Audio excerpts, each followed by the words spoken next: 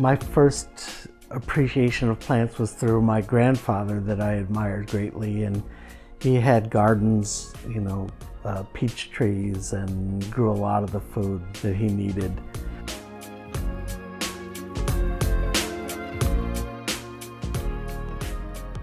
I worked as what people call a cactus cop for 10 years in the 1980s. The job was actually called the Native Plant Investigator for what was then the Commission of Agriculture and now is the Agriculture Department. While I was working for the department, I was photographing plants for a variety of reasons, for documentation for the work itself, but it became increasingly more artistic.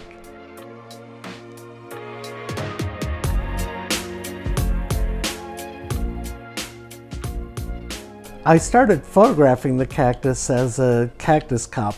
30 years ago, I started working as an artist, and the plants found their way into the work initially through drawing. About 20 years ago, I photographed the first plant from above with the intent of it being about the symmetry.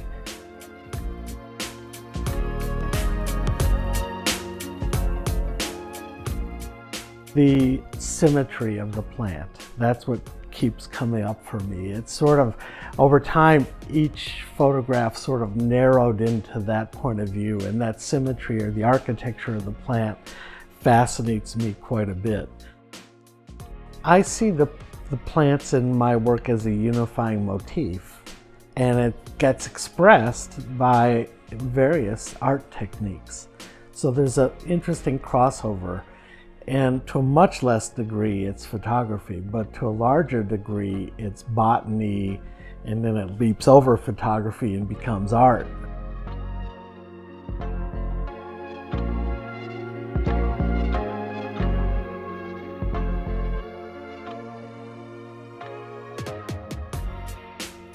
It's almost like hunting or fishing. When I find something, it's really exhilarating, I'm sort of bringing it back.